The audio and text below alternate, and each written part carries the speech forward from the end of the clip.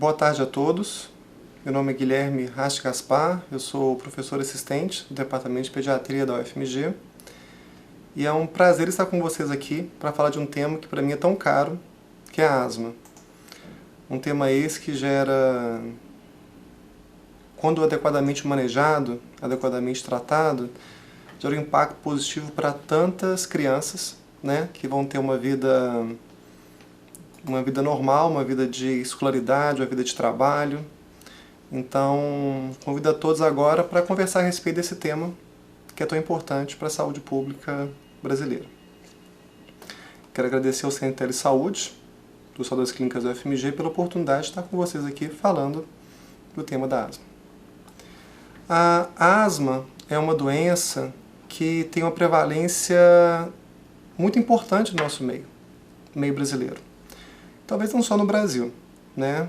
Mundialmente.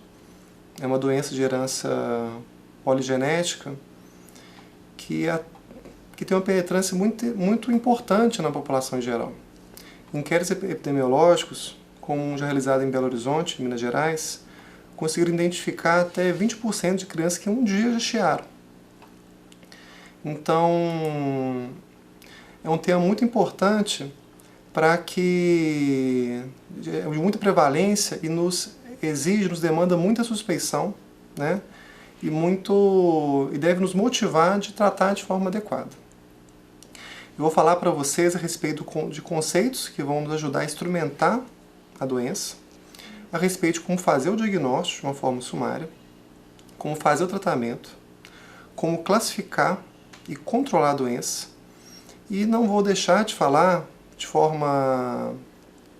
de dois exemplos de técnicas de neuroterapia que acho que são os dispositivos de maior apelo, mais disponíveis numa situação brasileira. Começando então pelos conceitos. Então a asma é essa doença de sintomas respiratórios um tanto quanto inespecíficos. Eu digo isso porque tosse, cheira torácica, o chiado do peito, um aperto torácico, não são sintomas exclusivos da asma, embora típicos. O que talvez seja interessante a respeito desses sintomas e que diferencia-os de outras síndromes clínicas é a intensidade e a frequência variável desses sintomas. Então, essa sensação de desconforto respiratório, a tosse do paciente, pode variar e podem ser inclusive reversíveis conforme o tratamento de alívio. A correlação física, fisiopatológica, né, orgânica, seria uma limitação do fluxo aéreo devido à inflamação, que é variável, que acontece em nível de via aérea terminal média. O momento de manejo, diagnóstico e tratamento da asma deve ser a atenção primária. O centro de saúde ele é o grande responsável pelo manejo, diagnóstico e cuidado desses pacientes. Embora seja uma doença que não tem uma cura, não há nada que eu possa fazer para induzir uma pronta remissão, é uma doença que apresenta adequado manejo, adequado tratamento, que é muito eficaz quando é realizado com a adequada educação da doença, com a adequada técnica inalatória e com uma boa adesão por parte dos pacientes. Conseguindo esses pontos, o tratamento é de fato efetivo, consegue modificar a vida de muitos e muitos pacientes e consegue ser iniciado e mantido no centro de saúde, com o generalista realizando atendimento. Para fazer um diagnóstico, eu sugiro o seguinte fluxograma. Primeiro é ter uma elevada suspeição. É sempre questionar se aquela criança que eu estou atendendo, que eu estou acolhendo, é uma criança que pode ter asma. Se essa criança tiver sintomas respiratórios que sejam típicos da asma, dos quais já falamos, e falaremos depois ainda, eu tenho que pensar a respeito. Será que essa criança pode ter asma? E a suspeição ocorrendo, agora que eu estou ressabiado, considerando que pode ser doença, eu vou prosseguir então fazendo uma adequada entrevista médica, uma anamnese e um exame clínico. A anamnese desse paciente é muito rica e nos direciona bastante ao diagnóstico. Aquele paciente que apresenta uma história a qual ele já procurou serviço de urgência, apresentando tosse seca, né? Aquele paciente que a família tem uma impressão de uma melhora quando nesses momentos que foi a urgência usou broncodilatadores, bombinhas de forma geral, né? Aquele paciente que é um escolar, ele tem 8, 7 anos, apresenta uma história de atopia de uma forma geral. Ele apresenta rinite alérgica, ele apresenta eczema atópico. Ou mesmo se naquela família os pais, por exemplo, são asmáticos. Foram na infância, uma história de bronquite na infância, que se resolveu, por exemplo. Ou no momento apresentam rinite alérgica ou outros comemorativos. A história parental, a história dos pais positiva para a asma, é um dos grandes preditores para a asma naquela criança. E acreditando então que esse paciente, por exemplo, ele teve a entrevista, a anamnese, momentos que você acredita que ele é um paciente que apresenta chieira eventualmente, ele tosse à noite, já procurou urgência com uma história de uma infecção e resolveu com uma bombinha, e um pai ou a mãe tiveram bronquite, né, tiveram asma na infância, conforme relatado, e ainda, digamos que conseguiu flagrar no exame físico uma sibilância inconstante respiratória, algo que nem ocorre eventualmente, principalmente se o paciente estiver assintomático. Eu posso proceder para uma prova funcional. A prova funcional, sendo uma espirometria ou um pico de fluxo respiratório, consegue nos ajudar confirmando o diagnóstico, nos tornando o diagnóstico mais próximo de nós.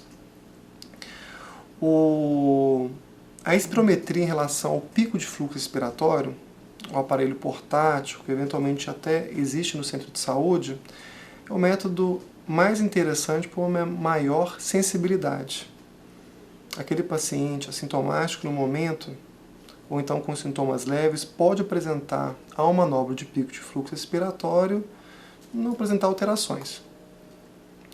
E notando uma limitação do fluxo aéreo nessa prova funcional, vamos falar um pouco mais a seguir, eu estou mais próximo, né, de um diagnóstico de asma e posso iniciar tratamento. A história, né, os sintomas típicos da asma foram aqueles relatados logo no início da aula. Aquele paciente que apresenta uma tosse tipicamente seca e apresenta desconforto, cansaço, né, ele, ao brincar, ao ir para a escola, né? Isso acontece comparativamente com outras crianças, né? Alguns continuam a atividade, essa criança para e tosse.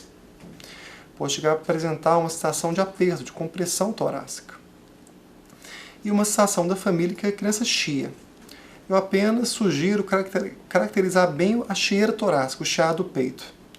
Muitas vezes os pais podem ter uma impressão de um ronco nasal, por exemplo, como um possível chiado ou chieira. Essa caracterização, né, é interessante para um adequado diagnóstico. Em relação aos métodos de função pulmonar, falados anteriormente no fluxograma, eu posso flagrar nesse paciente uma redução do volume expiratório forçado no primeiro segundo, um parâmetro, um dado típico de espirometria, no qual o paciente, após fazer uma manobra forçada, depois de deixar os pulmões plenos, em capacidade pulmonar total, ele demora mais que o restante da população em esvaziar certo volume. E tem esse volume esvaziado aquém de um resto de uma população rígida.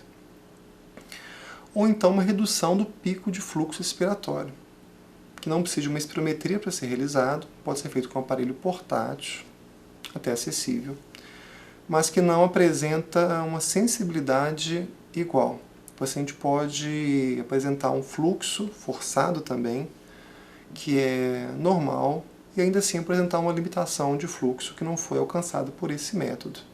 Mas é um método que é mais acessível.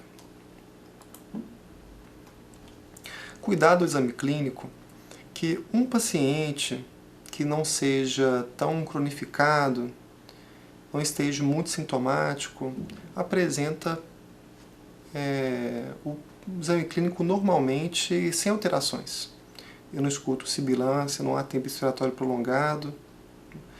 Agora, eu consigo flagrar alterações como essa, como por exemplo uma sibilância expiratória após uma manobra forçada do paciente, principalmente naquele momento em que o paciente está sintomático.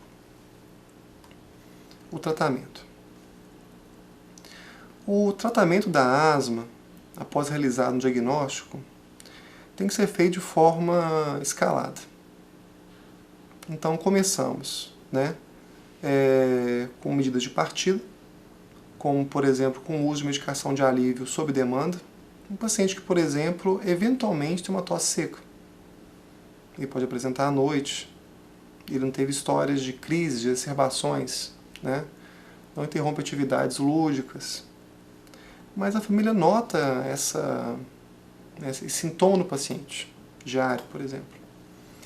E isso incomoda o paciente e pode ser resolvido, resgatado com um bronquodilatador como salbutamol spray. Para esse paciente está adequado esse momento, esse primeiro passo de tratamento. Aquele paciente com uma clínica mais continuada, que apresenta um dia a dia de sintomas, de tosse noturna, que cansa sempre a fazer uma atividade, como por exemplo uma atividade esportiva na escola, é um paciente que nós temos que ser mais proativos ao tratar e já podemos considerar o uso de corticoterapia inalatória profilática. Uma baixa dose de corticoide inalatório já é interessante, muito eficaz para a grande maioria da população asmática. Então, por exemplo, uma medicação como beclometasona spray, muito acessível, normalmente dispensada gratuitamente em centros de saúde, com adequada técnica inalatória, adequada adesão para a grande maioria dos pacientes asmáticos, já consegue controlar sintomas e reduzir o número até acabar com as exacerbações do paciente. E é uma medicação com pouco impacto para o paciente, de pouca iatrogenia. Não vai gerar efeitos sistêmicos, uma medicação tópica. Não vai gerar repercussão no crescimento, no desenvolvimento da criança. Que colocando numa balança, estariam até muito mais ameaçados por uma asma sem controle, com exacerbações repetidas, até ameaçadoras à vida, com uma história de abstinência escolar, com uso continuado, sistemático de corticoides sistêmicos, orais, por exemplo, mediante exacerbações. Então, um tratamento muito interessante, quando adequadamente entregue ao paciente, discutido em plano terapêutico, com adequada adesão, com um adequado segmento, com boa técnica, é muito interessante. E pode ser endereçado ou começado em qualquer centro de saúde. Um cuidado que deve ser realizado na população pré-escolar e nos lactentes e nos escolares jovens, compreender que um espaçador unidirecional valvulado é uma condição para adequada inaloterapia. Em breve vamos falar a respeito de um deles. Esse paciente que não controla com uma dose baixa de corticoides, esse é o exemplo da beclometasona. Uma dose baixa pode ser, por exemplo, de 100 a 200 microgramas dia de uso. Equivale a uma apresentação habitual de 100 microgramas por jato, 50 microgramas por jato, a uma dose pela manhã e uma dose noturna. Já é um tratamento, conforme eu falei anteriormente, muito interessante. Se o paciente se mostra refratário a esse tratamento, e eu abordei adesão, técnica inalatória, compreensão da família quanto ao diagnóstico, eu tenho que escalar a minha terapêutica. E essa escalada, ela pode acontecer, por exemplo, associando essa baixa dose de corticoide inalatório um broncodilatador de longa duração, como por exemplo o formoterol. Caso eu não tenha acesso ao broncodilatador de longa duração, eu posso lançar a mão de uma alta dose de corticoide inalatório isolada. Eu posso fazer, por exemplo, a partir de 200 depois de 200 microgramas por dia, posso subir esse valor, por exemplo, na beclometasona, fazendo dose de 400, 800 microgramas por dia. Já começamos agora a utilizar doses mais elevadas que envolvem risco para o paciente de alguma forma, como, por exemplo, comprometimento em desenvolvimento, estatura final. Dependendo da intensidade da dose, se é muito elevada, uma repercussão sistêmica do corticoide. Então, se meu paciente consegue se controlar com uma baixa dose, nós deveríamos mantê-lo. Não ficarmos preocupados, né, ficarmos muito ansiosos em aumentar a dose, sem anteriormente verificar se o paciente tem uma adequada adesão, faz de fato adequada técnica. E voltando à nossa escalada, se o paciente não consegue fazer então adequado controle, verificando todos esses pontos, com uma dose de corticoide inalado e uma associação com broncodilatador de longa duração, eu posso proceder aumentando a dose de corticoide inalado. Então, o quarto passo, no qual tem uma dose interessante já de corticoide com o meu broncodilatador de longa duração. Eu posso também associar outros controladores, como por exemplo antidecotrienos.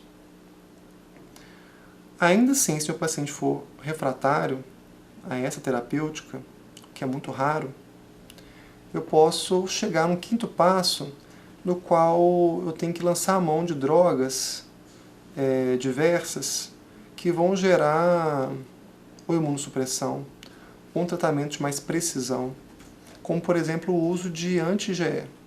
Um exemplo é a imunoglobulina humana ou omalizumab. Esse tipo de tratamento deveria ser adequado para centros de referência, que têm expertise nesse tipo de condição para revisar o diagnóstico, conseguir administrar de uma forma adequada e oferecer adequada monitoração. Eu sugiro que quando o paciente chegar no terceiro passo, ele iniciar então, já considerar para ele broncodilatador de longa duração, ou então o uso de alta dose de corticoide inalado, que nós procuremos referenciá-lo para o especialista. Por exemplo, o pneumologista na atenção secundária. Isso não necessariamente tem que ser feito no terceiro passo.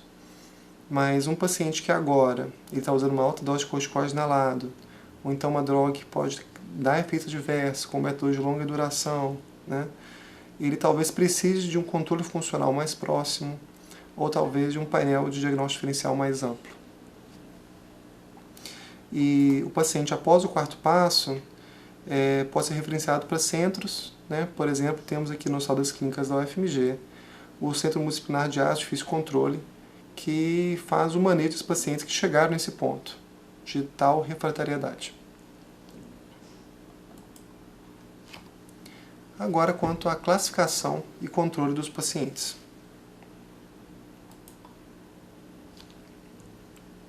Como que nós devemos abordar o nosso paciente asmático? Meu paciente está controlado? Eu tenho que verificar o controle de sintomas, então. O controle não passa simplesmente por sintomas do meu paciente. Ele também deve envolver os riscos. É uma condição maior do que só verificar se os sintomas estão bem. Então, além de verificar se os sintomas de tosse, esteira torácica, aperto, estão adequados, estão resolvidos no dia a dia, nas noites do paciente, eu também tenho que identificar os fatores de risco do meu paciente. Notem então que eu tenho dois domínios para considerar o meu controle: fatores de risco e os sintomas. O domínio funcional também é importante. O paciente deve ter acesso, com alguma regularidade, ao método de função pulmonar, não só para o diagnóstico que falamos anteriormente, mas também para verificar o adequado controle da minha doença. Em breve eu falo para vocês sobre os sintomas e os fatores de risco. Quando eu abordo tratamento, nós conversamos agora no slide anterior a respeito dos passos, das etapas de tratamento. Então, ao abordar esse tratamento, o meu paciente está experimentando efeitos adversos. Ele, por exemplo, tem uma taquicardia após usar beta-2 de curta duração, isso deixa ele muito ansioso, angustiado com a medicação, a ponto de ele não querer usar. Ele apresenta tremor de mãos noturno, porque usa um beta-2 de longa duração. Ele se sente dependente do seu corticoide inalado. São condições diversas que têm que ser abordadas em cima do preconceito do paciente, em cima da experiência que ele teve com o tratamento, que às vezes nós não consideramos, não compartilhamos. Verificar sistematicamente o uso do dispositivo inalatório. Então, o dispositivo tem que ser sempre verificado numa visita. Idealmente com o próprio dispositivo do paciente, não um que esteja no centro de saúde já. E o paciente deve imitar ou mesmo administrar uma dose para a gente verificar o uso nos seus passos. É interessante sempre ter um checklist do meu dispositivo em uso, de como que eu devo, quais são os pontos corretos do tratamento e verificar junto ao paciente no momento da consulta. A adesão é importantíssima e tem que ser falada de uma forma muito aberta. Evitar uma situação policialesca de impor o paciente no tratamento, ou agir de forma autoritária, né? Por exemplo, estimulando que o paciente negue uma não adesão, né? Não queira se indispor, né? Quebrar a transferência que tem com o médico. Então, abertamente conversar do porquê que a adesão não está ótima, como que ela poderia melhorar, em quais momentos da semana o paciente esquece de tratar, se a criança frequenta uma outra casa, por exemplo, os pais separados, ele passa o final de semana com um cuidador que não é a mãe, um avô que eventualmente vai na casa e não sabe usar o dispositivo. Tentar entender com a família e dar importância à adesão. A adesão é fundamental. Verificar sobre como que o paciente percebe seus sintomas. Existem pacientes que são realmente o paciente não consegue perceber a sua piora. Ele não entende que aquela tosse é de fato uma tosse de uma exacerbação, de uma crise. Ele é um paciente que já se acostumou, por exemplo, a ficar mais apático, mais parado quando perde o controle. E por isso não sente uma dispneia. Esse paciente tem que ser abordado, eu tenho que ter muito cuidado ao entrevistá-lo, ao conversar com ele, para garantir que ele faça um automanejo adequado do seu descontrole, da sua exacerbação. Uma exacerbação, uma crise de asma, né, que há uma demora até chegar numa urgência ou iniciar um tratamento de resgate, é uma das condições que colabora para a letalidade mesmo da exacerbação. E perguntar, para compartilhar com o tratamento e humanizar o tratamento, quais são as metas daquela criança em relação ao tratamento que recebe. Se ele quer estar bem para jogar futebol nos 2 tempos, se ele não quer mais tossir na escola, ou mesmo começar a usar uma bombinha na escola, o salbutamol de resgate. Se ele nunca mais quer ter aquela experiência ruim de ir para o pronto-socorro, usar oxigênio. Então, motivar o paciente e entender quais são as expectativas dele são importantes para a gente conseguir trazer o paciente para o tratamento. E outro ponto importantíssimo para alcançar o controle é manejar as comorbidades. Comorbidades como rinite alérgica, por exemplo, são importantíssimas para o adequado manejo da asma. Fazendo um tratamento tópico, nasal, do meu paciente rinítico, também asmático, eu consigo controlar melhor a asma do paciente. E outras condições como refluxo, aquele paciente tem uma obstrução mecânica de ar, como o respirador oral, o paciente obeso, tem um estado pró-inflamatório, então, portanto. São situações que atrapalham, né, como questões de saúde mental, o paciente hipotímico, o paciente ansioso. São condições que atrapalham o manejo da asma em si. Então, otimizar o tratamento dessas comorbidades é tão importante quanto o próprio tratamento da asma. E o paciente muitas vezes melhora a qualidade de vida também pelo controle dessa comorbidade. Aquele paciente que não tem mais clínica de espirro, secreção nasal no dia a dia dele. Aquele paciente, então, que consegue respirar melhor com alívio depois de resolver uma obstrução alta. Então, compreender que é um tratamento do paciente em si, passando pela asma e pela sua comorbidade. Então, quais são os sintomas que devem ser abordados sistematicamente, tal qual falado no slide anterior? Então, o paciente no seu dia a dia, ele tosse? Ele sente-se cansado? O paciente à noite, ele tosse e acorda? O paciente, ele usa recorrentemente bronquidilatadores, e usa mais que 2 vezes na semana? Ele interrompe a brincadeira que tem na escola por causa de tosse, por causa de cansaço? Se eu tiver um sim para alguma dessas questões, meu paciente não está controlado.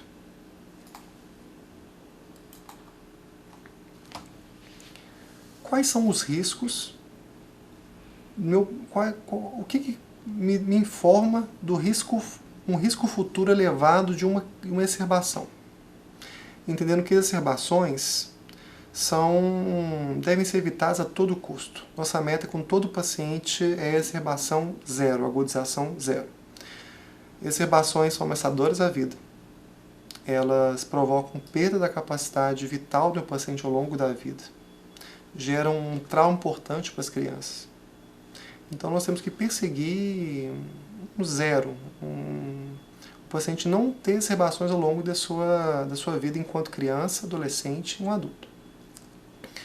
E o paciente apresenta um elevado risco, então, se ele apresenta uma má adesão ao tratamento, se a técnica inalatória é incorreta, se eu tenho uma prova funcional sugerindo uma limitação do fluxo aéreo persistente, aquele paciente o qual sempre apresenta grande reversibilidade da prova funcional após usar o bronquidilatador,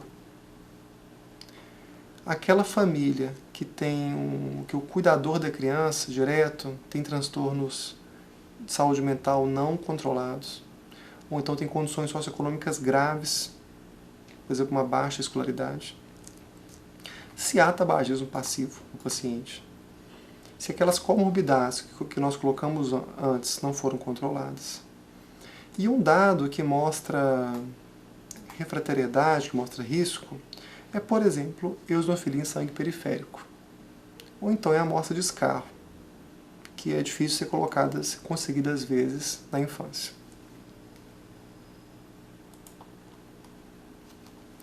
Outros fatores de risco são aqueles que envolvem uma história pregressa de hospitalização ou de procura urgência. O paciente que nos chega relatando uma história de internação em CTI, ou intubação orotraqueal numa sala vermelha de urgência, ou então uma sebação grave que justificou a ida a pronto-socorro ou oxigenoterapia, também nos dão uma dica, nos traduzem um elevado risco paciente de uma nova exacerbação. Então, avaliar os fatores de risco é importantíssimo, assim como verificar o controle dos sintomas. São 2 domínios muito importantes para a gente conseguir tratar adequadamente o nosso paciente. Aquele paciente que eu não consigo controlar, eu sugiro o seguinte fluxograma de abordagem. Primeira coisa, nós devemos ser céticos em relação à técnica inalatória. Uma prescrição, um receituário entregue ao paciente, não é suficiente para o paciente fazer uma boa técnica inalatória. Ele deve agora, o paciente que não está controlado, trazer o seu dispositivo inalatório. Ele deve fazer o uso perante o médico, tal qual conversado antes. E cada etapa do uso em checklist tem que ser verificada. E otimizar como nós conseguimos a técnica inalatória. A adesão tem que ser reforçada. O paciente tem que ser incentivado a perseguir uma meta de 100% de adesão. A fazer um uso religioso, um uso ciente, um uso preocupado das suas indicações. E, de alguma forma, parabenizar o paciente pela sua boa adesão e marcar retornos mais encurtados está mais próximo daquele paciente que ainda não conseguiu compreender ou então me trazer uma adesão adequada ao tratamento. Se ainda assim meu paciente ele continua sem controle e ele apresenta uma prova funcional que está alterada, por exemplo, a limitação de fluxo aéreo, aquele paciente que mantém sintomas respiratórios depois que eu chequei a adesão e eu garanti técnica inalatória, eu devo me questionar se o paciente de fato é asmático. Será que esse paciente, então, ele tem uma condição, na verdade, alta? É um paciente, então, que apresenta uma rinite alérgica muito importante? É um paciente que talvez tenha uma doença que não foi alcançada por triagem neonatal, como a fibrose cística? Será que esse paciente aspirou corpo estranho? É um lactente, por exemplo, um pré-escolar? Então, rever o diagnóstico é responsável perante o paciente que não responde, mesmo escalando o tratamento e mesmo quando eu já verifiquei a adequada técnica e adequada adesão sem resposta. Os fatores de risco têm que ser abordados. Então, conseguir direcionar aqueles pais para a clínica de estação do tabagismo, aquele grupo no centro de saúde, para conseguir dialogar a respeito de estação do tabagismo, motivar os pais nesse sentido. Conseguir oferecer educação para a família em relação à doença, da importância, da cronicidade da doença, mas que ela consegue se resolver com o tratamento. Alguns são resolvíveis, outros não, como por exemplo a internação em CTI pregressa.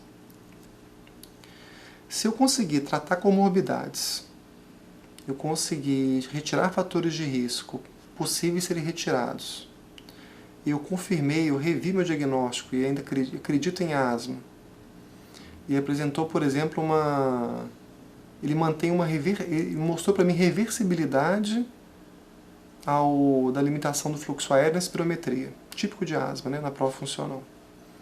E tem boa técnica inalatória e tem boa adesão. Eu tenho que considerar avançar o tratamento, subindo as etapas discutidas anteriormente no diagrama passado.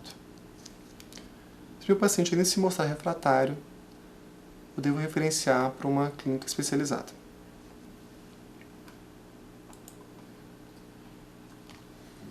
O controle da asma ele tem dois princípios. Nós falamos disso anteriormente também.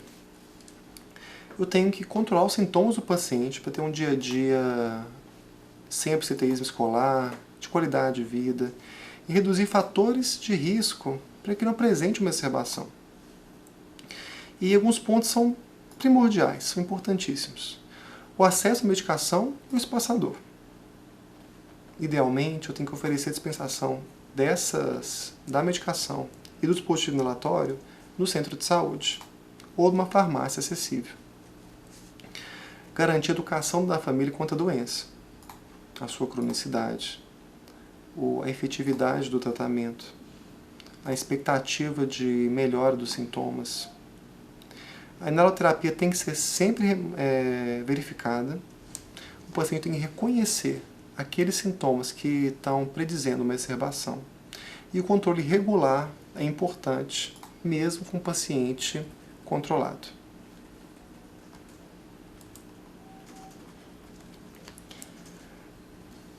O tratamento, a abordagem do paciente, a forma de estar com o paciente no dia a dia, é uma rotina que é cíclica como esse diagrama. Sempre numa visita médica, eu tenho que abordar o paciente do ponto de vista de o diagnóstico é asma, eu tenho controle dos sintomas, eu tenho controle dos fatores de risco, e eu revi minha técnica inalatória, a adesão está boa, o meu paciente não acredita em alguma das medicações, algum evento adverso está prejudicando, ele tem uma percepção ruim do tratamento. Abordando essas questões, eu tenho que verificar a resposta desse meu paciente ao tratamento que eu já iniciei para ele. Esse paciente está controlando os sintomas? O paciente apresentou alguma exacerbação desde a última visita? Ele está apresentando eventos adversos, como, por exemplo, tremor de extremidades à noite? O o paciente está satisfeito com o seu tratamento, ele não gosta de alguma das medicações, ele se sente ainda num dia a dia ruim, muito sintomático, a função pulmonar do paciente está boa na última vez que foi avaliada? E daí, entendendo se o paciente está sintomático, se ele exacerbou, se está apresentando eventos adversos, se ele quer ou não mexer em alguma medicação que ele tem dentro da possibilidade que existe, eu vou ajustar o tratamento com uma nova etapa da medicação.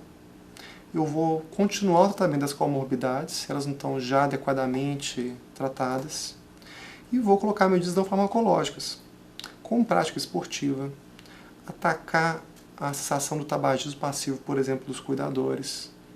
E eu repito a sistemática sempre.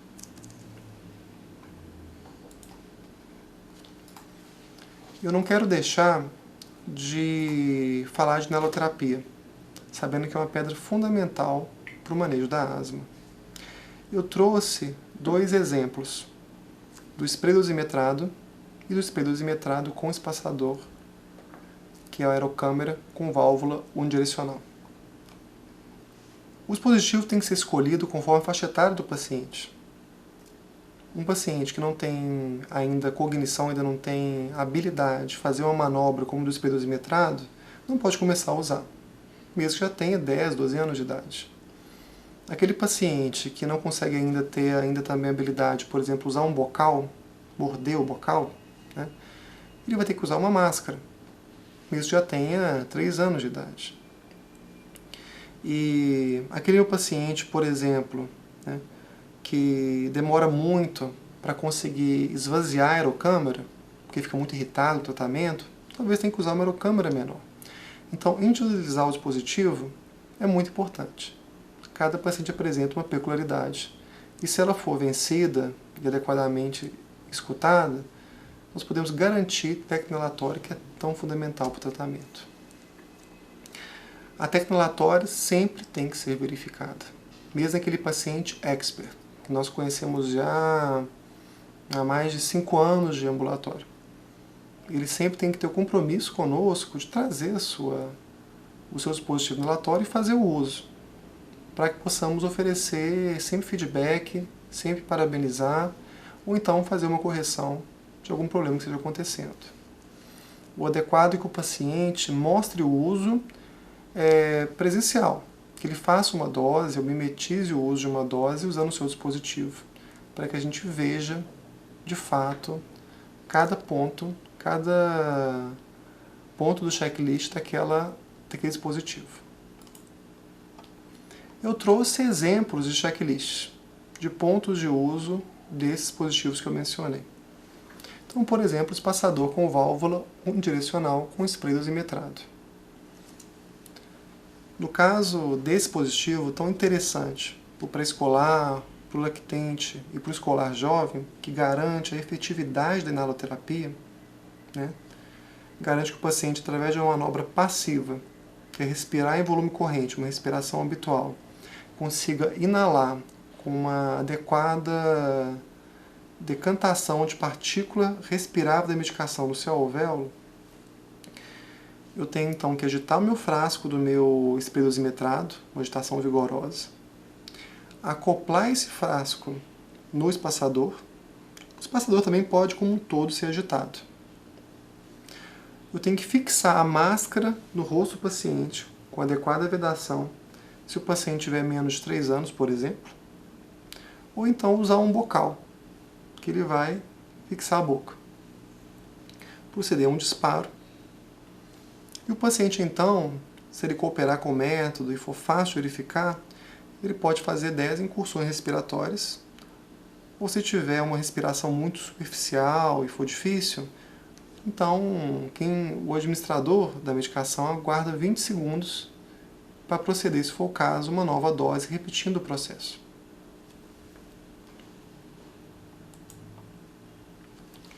Outro exemplo de dispositivo muito acessível a todos é o spray dosimetrado. Ele pode ser usado no paciente que consegue executar a manobra sem o uso do espaçador.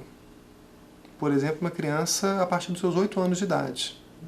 Se em consulta médica foi atestado, foi verificado, que ele consegue fazer os passos para ter um bom fluxo para a sua via aérea baixa da medicação. Como seriam os passos, então, verificados durante a consulta? O paciente deve agitar o frasco vigorosamente e deve colocar, então, a 3 centímetros da boca. Ele pode, por exemplo, usar 2 dedos de distância com o spray. Ele vai exalar o ar dos pulmões de forma não forçada, para chegar em volume de reserva respiratória. Ele vai proceder o disparo sincronizado com uma inspiração lenta e profunda até a capacidade pulmonar total. Ele vai deixar os pulmões plenos de ar, gerando esse fluxo laminar que vai sequestrar essa névoa que foi feita pelo spray. O paciente vai manter 10 segundos de apneia, que é um período interessante. Eu sempre sugiro que os pacientes usem relógio para verificar esse tempo de apneia, que eles sempre tendem a acelerar, é um desconforto grande. E depois exalar o ar e repetir o processo para uma nova dose da medicação, se for necessário.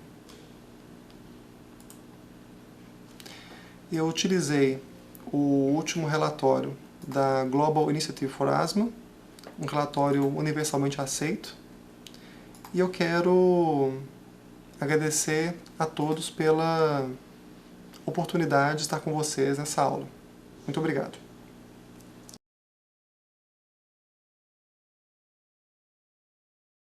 Durante uma crise de asma, uma exacerbação da asma, o paciente ele deve procurar fazer um fluxo laminar.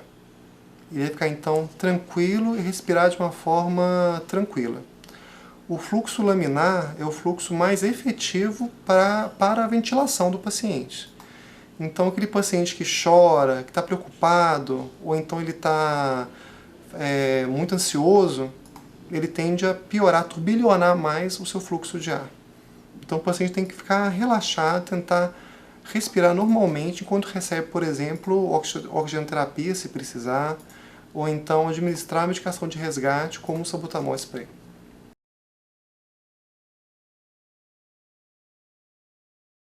O paciente que usa continuamente um broncodilatador de curta duração, sem um tratamento adequado, o tratamento de fato eficaz, que é a corticoterapia inalatória, eu tenho sim dano, tá?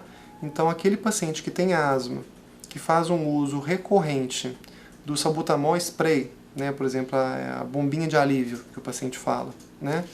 Ele é um paciente que tem um risco elevado de ter uma exacerbação, uma crise grave.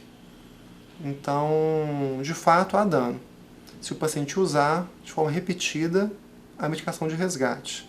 O uso do corticoide inalatório profilático, como a beclometasona, de forma continuada, em baixas doses, é uma medicação muito segura para o paciente. Essa não há dano. Na verdade, há uma proteção do paciente contra a exacerbação, que é algo que pode chegar à morte da criança.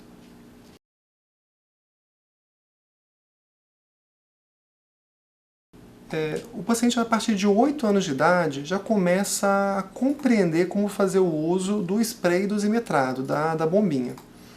Ainda assim, é muito importante individualizar cada criança. Tem crianças que com 5, 6 anos compreendem o passo a passo de como usar a bombinha, e fazem perfeitamente. E tem crianças com 10, 11, 12 anos que ainda não compreendem não conseguem, por exemplo, sincronizar o disparo. Não conseguem gerar uma inspiração adequada para o impacto da medicação. Então, esse paciente ainda deve usar, por exemplo, o espaçador antes de passar para o spray. Então, mais do que uma idade fixa, é compreender se o meu paciente já está no momento de fazer o uso. E essa checagem eu faço periodicamente durante a visita médica.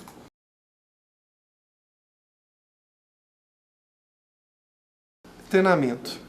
A criança, até antes. Por exemplo, esse paciente que eu desejo que faça um uso do spray dosimetrado, né? Essa criança tem, por exemplo, 6 anos. Ele vai manter o uso do espaçador. Mas se a cada visita nós fizermos iniciar o treinamento para ele, e o treinamento tem que ser lúdico. Tem que ser brincando, tem que ser cantando, tem que ser de uma forma que a criança goste, né? E tem que ser parabenizado. Ele rapidamente consegue. Então, mesmo se a criança que não atingiu 8 anos, se houver um cuidado de treinamento, ele rapidamente vai compreender os passos e vai fazer. O mesmo vale para o espaçador. O momento de uso do espaçador, mesmo se a criança não tem que executar uma manobra, tem que ser um momento lúdico, um momento que a criança goste.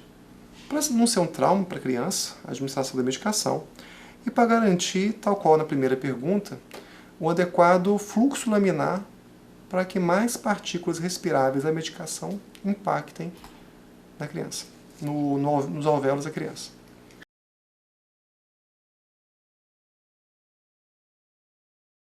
Sim, muitos municípios do Brasil apresentam programas de asma. Esses programas, eles garantem, em nível de atenção primária, a dispensação tanto do spray quanto do espaçador. Para o adequado controle da asma em um município, é fundamental essa dispensação, realmente a medicação, o dispositivo acessíveis para o paciente é algo muito importante e muitos municípios garantem esse alcance.